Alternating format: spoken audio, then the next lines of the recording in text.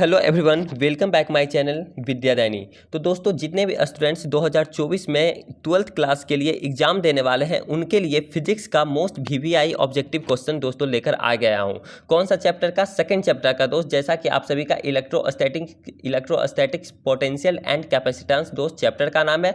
First chapter का already आप सभी का वीडियो अपलोड हो चुका है, वो सभी भी वीडियो आप सभी देख लें। और सेकेंड चैप्टर का 36 नंबर वीडियो से शुरू कर रहे हैं, 35 नंबर तक ऑलरेडी हो चुका है। ठीक है, तो दोस्त ये जो क्वेश्चन बोल रहा है 36 नंबर क्वेश्चन क्या बोल रहा है भैया? A charge particle of charge q naught is moved around a charge positive q along a circular path of radius small r from A to B, the work done is. यानी बोल रहा है कि एक जो अराउंड है, मतलब कि एक स्फीयर है, समझ रहे हैं? स्फीयर के अंदर क्या पॉजिटिव क्यू चार्ज यहाँ पे दिया गया है और इसके अराउंड एक क्यू नॉट चार्ज जो है वो मूव कर रहा है। तो पूछ रहा है कि ए और बी के बीच में जब मूव करेगा तो इसके बीच में वर्क डन कितना होगा। पहला बात तो आप लोग जानते होंगे दोस्त कि स्फीयर पे जो होता है पोटेंशियल मतलब कि पोटेंशियल जो होता है दोस्त इक्वल पोटेंशियल होता है, यानी सब जगह जो होता है पोटेंशियल समान होता है, यानी इक्वल होता है। तो हम लोग क्या बोल सकते हैं कि पोटेंशियल ए जो होगा वो पोटेंशियल बी के इक्वल होगा। देखिए ये पी जो लिख रहे हैं दोस्त, हम लोग पी को डिनोट कर रहे हैं पोटेंशियल से और बी को डिनोट कर रहे हैं एट पॉइंट बी पे, यानी potential at point A is equal to potential at point B. तो आप लोग यहां से निकाल सकते हैं कि पोटेंशियल डिफरेंस जो हो जाएगा दोस्त वो आप सभी का जीरो के बराबर आ जाएगा, जीरो के बराबर आ जाएगा। तो यहां से आप लोग वर्क डन का फॉर्मूला जानते होंगे, पोटेंशियल डिफरेंस जब रहता है तो क्यू नॉट इनटू में डेल्टा वी के बराबर होता है। डेल्टा वी यहाँ पे क्या चीज़ है भैया? पोटेंशियल डिफरेंस है। तो आप लोग को पता है कि पोटेंशियल डिफरेंस जब यहाँ पे जीरो है तो इसका आंसर कितना ये हो जाएगा। तो दोस्त इसका वर्क डन जो हो जाएगा वो जीरो के बराबर आ जाएगा, समझ रहे हैं ना? तो इस तरीके से आप सभी का कौन सा ऑप्शन सही है भैया? डी ऑप्शन सही है, समझ रहे हैं ना? डी ऑप्शन दोस्त आप सभी का बिल्कुल सही है। इस तरह से आ जाते हैं क्वेश्चन नंबर 37 पे। 37 नंबर क्वेश्चन क्या बोल रहा है देखिए ध्यान से।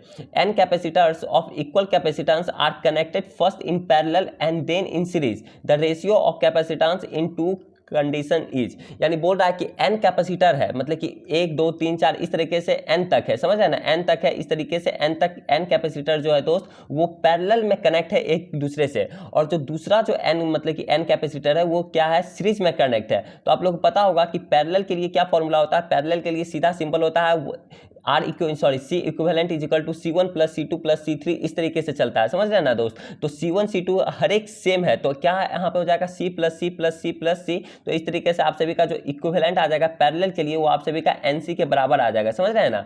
और जो सीरीज में जो कनेक्ट है कैपेसिटर उसका जो इक्विवेलेंट का जो फॉर्मूला होता है वो होता है 1/C plus 1/C plus 1/C, इस तरीके से, क्योंकि कैपेसिटेंस हर एक कैपेसिटर का दोस्त C दिया गया है, समझ रहे हैं ना? तो यहाँ पे क्या आ जाएगा? उसका जो इक्विवेलेंट आ जाएगा वो आ जाएगा N/C में C, 1/C इक्विवेलेंट का फॉर्मूला आ जाएगा 1 N/ में Q, समझ रहे हैं ना?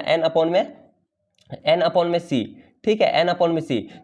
तो इक्विवेलेंट C का इक्विवेलेंट कितना आ जाएगा? C का इक्विवेलेंट जो है दोस्त यहाँ पे मैं आप सभी को बता देता हूँ। C जो इक्विवेलेंट आ जाएगा, C इक्विवेलेंट जो आप सभी का आ जाएगा यहाँ पे आप सभी का कितना आ जाएगा? C/N के बराबर आ जाएगा, समझ रहे हैं? C/n के बराबर आ जाएगा। और जो पैरेलल में जो कनेक्ट था उसका इक्विवेलेंट कितना आया था?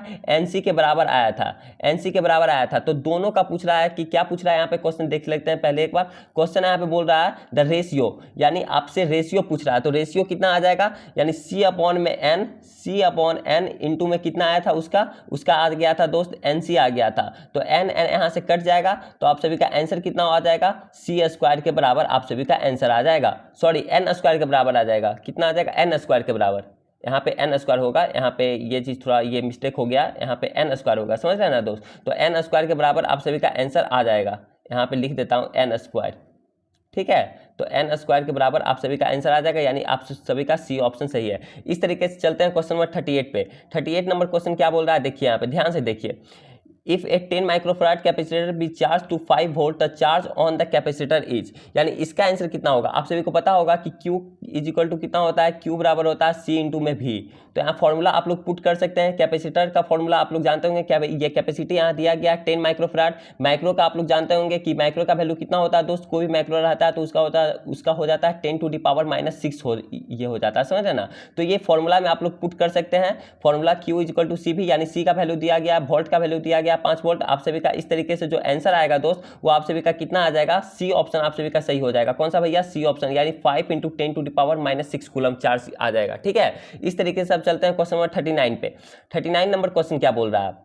देखिए, if an earthed conductor is brought near an insulated conductor then the capacity of insulated conductor is, तो इसका जो सही आंसर जो होगा दोस्त वो आप सभी का इंक्रीज हो जाता है, समझ रहे हैं ना, इंक्रीज। ये आप लोग याद कर लीजिए। यानी 39 नंबर क्वेश्चन क्या है कि इफ एन अर्थ कंडक्टर, यानी अर्थ कंडक्टर एक कंडक्टर है जो कि अर्थ में दिया गया है, उसके पास में एक इंसुलेटेड कंडक्टर ये लाते हैं, ठीक है, उसके बाजू में यानी उसके बगल में रखते हैं। Then the capacity of insulated conductor is, तब पूछ रहा है कि इंसुलेटेड कंडक्टर का कैपेसिटी कितना होगा, तो आप सभी का क्या हो जाता है, इंक्रीज कर जाता है, समझ रहे हैं। इंसुलेटर कैपेसिटी का जो कैपेसिटी होता है इंसुलेटेड कंडक्टर का, वो क्या हो जाता है दोस्त, इंक्रीज कर जाता है, ठीक है। तो इस तरीके से 39 का बी ऑप्शन सही है। आज आते हैं 40 नंबर क्वेश्चन पे। 40 नंबर क्या पूछ रहा है, electric potential on the axis of dipole at a distance r from it is proportional to, यानी इलेक्ट्रिक आर डिस्टेंस दूर एक्सिस ऑफ डाइपोल का इलेक्ट्रिक पोटेंशियल कितना के ये किसके समानुपाती होगा, यानी किसके प्रोपोर्शनल होगा।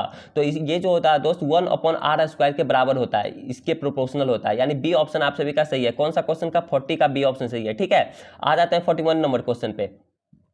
41 नंबर क्वेश्चन क्या बोल रहा है, a hollow metal sphere of radius 5 centimetre is charged such that the potential on its surface is 10 volt, the potential at a distance 2 centimetre from the centre of the sphere is, यानी ये जो बोल रहा है एक होलो metal sphere है जिसका कि रेडियस 5 सेंटीमीटर है, चार्ज है, सच that the potential on its surface, इसके पोटेंशियल जो सरफेस पे जो इसका पोटेंशियल है वो 10 वोल्ट दिया गया है। The potential of A distance of 2 centimetre from the centre of the sphere, यानी एक मान लिया जाए स्फीयर है, इसके किसी मान लिया जाए इसका रेडियस जो है दोस्त वो 5 सेंटीमीटर दिया गया है, इसके कहीं पे पोटेंशियल जो है वो 10 वोल्ट है, समझ रहे हैं ना, 10 वोल्ट है। तो आप लोगों को पता है कि कोई भी स्फीयर पे पोटेंशियल जो होता है सब जगह समान होता है। तो अब पूछ रहा है कि potential at a distance of 2 centimetre from the centre, यानी सेंटर से 2 सेंटीमीटर के बगल में कितना पोटेंशियल होगा, 10 वोल्ट के बराबर ही होगा। सब जगह तो पोटेंशियल समान ही ना होता है, सब जगह पोटेंशियल क्या होता है दोस्त, इक्वल होता है, यानी यहाँ पे भी आप सभी का 10 वोल्ट ही आएगा, समझ रहे हैं ना, बी ऑप्शन आप सभी का सही है इस तरीके से, ठीक है। अब आ जाते हैं क्वेश्चन दोस्त 42 नंबर क्वेश्चन पे। 42 नंबर क्वेश्चन क्या बोल रहा है, 42 number question, A charge Q is placed at A corner of Q of side A, the potential at the centre of the cube is, मान लिया जाए एक आप लोग क्यूब बना लीजिए, हम लोग यहाँ मान लेते हैं स्क्वायर, ठीक है। यहाँ पे इसके हर एक कॉर्नर पे कितना चार्ज है, स्मॉल क्यू चार्ज है, इसके हर एक कॉर्नर पे कितना चार्ज है, स्मॉल क्यू चार्ज है, ठीक है। और इसका ये जो डिस्टेंस है वो a है। तो हम लोग को पता है कि क्यूब के हर एक साइड का डिस्टेंस क्या होता है, इक्वल होता है। तो हर एक साइड का डिस्टेंस कितना हो जाएगा, a के बराबर आ जाएगा। तो यहाँ से आप लोग निकाल सकते हैं जो इसका जो सही आंसर होगा दोस्त वो आप सभी के 4q अपॉन में √3πε0 के बराबर आता है, यानी सी ऑप्शन आप सभी का सही है। कौन सा ऑप्शन सही है, सी ऑप्शन आप सभी का सही है इस तरीके से, ठीक है, सी ऑप्शन सही है। 42 नंबर क्वेश्चन का सी ऑप्शन सही है। आ जाते हैं 43 नंबर क्वेश्चन में। 43 नंबर क्वेश्चन क्या बोला, the nature of capacity of electrostatic capacitor depends on, यानी द नेचर ऑफ कैपेसिटी का जो नेचर होता है इलेक्ट्रोस्टैटिक कैपेसिटर डिपेंड्स ऑन, किस इलेक्ट्रोस्टैटिक कैपेसिटर का जो नेचर ऑफ कैपेसिटी होता है वो किस पर डिपेंड करता है, यानी वो किस पर ये निर्भर करता है। तो आप लोग को पता होगा दोस्त ये जो होता है एरिया पे डिपेंड करता है, समझ रहे हैं ना, इसको याद कर लीजिए। 43 नंबर एरिया पे डिपेंड करता है। ये सब क्वेश्चन PYQ क्वेश्चन है जो कि हर एक साल ये सब क्वेश्चन जो होता है रिपीट होते रहता है BSCB में, यानी बिहार बोर्ड में, समझ रहे हैं ना। आ जाते हैं 44 नंबर क्वेश्चन। 44 नंबर क्वेश्चन भी काफी इजी क्वेश्चन है। फ्राडे is the SI unit of the physical quantity name, यानी फ्राडे जो है किस फिजिकल क्वांटिटी का SI यूनिट है। तो आप लोगों को पता होगा जो फ्राड होता है दोस्त वो किसका होता है कि या फिर किसका SI यूनिट है, ये इलेक्ट्रिकल कैपेसिटी का SI यूनिट होता है। फ्राडे जिसको बोलते हैं फेराडे, समझ रहे ना, इलेक्ट्रिक कैपेसिटी, क्योंकि ये चैप्टर भी चल रहा है इलेक्ट्रोस्टैटिक पोटेंशियल एंड कैपेसिटेंस, तो ये कैपेसिटी का होता है, फ्राडे SI यूनिट होता है, ठीक है। आ जाते हैं 45 नंबर क्वेश्चन। 45 नंबर क्वेश्चन क्या बोल रहा है, देखिए, unit of absolute permittivity is, यानी एब्सोल्यूट परमिटिविटी का यूनिट कितना के बराबर होगा। तो इसका जो होता है दोस्त एब्सोल्यूट परमिटिविटी का जो SI यूनिट होता है वो आप सभी का फ्राडे पर मीटर होता है, फ्राडे पर मीटर के बराबर होता है, यानी इस तरीके से आप सभी का डी ऑप्शन सही है। तो दोस्त आज के लिए इतना ही रहने देते हैं, फिर आप सभी को अगले वीडियो में 46 नंबर क्वेश्चन से शुरू करेंगे। कितना नंबर क्वेश्चन से भैया, 46 नंबर क्वेश्चन से आप सभी का शुरू होगा अगला वीडियो, ठीक है, इसी चैप्टर का। और अगले वीडियो में आप सभी का इस चैप्टर समाप्त ही कर दिया जाएगा, समझ रहे हैं ना, इस चैप्टर को समाप्त कर दिया जाएगा। और इसका जो है दोस्त हर एक ऑब्जेक्टिव जो है ये सब प्रीवियस ईयर में पूछा गया है, यानी प्रीवियस ईयर में PYQ का ही हर एक ऑब्जेक्टिव क्वेश्चन है, हर एक। यहाँ पे 90% क्वेश्चन जो लिया गया है PYQ ही है। तो दोस्त इसके लिए आप लोग पढ़ते रहिए, ठीक है दोस्त। आज के लिए इतना ही, फिर मिलते हैं आप सभी के साथ अगले वाले वीडियो में।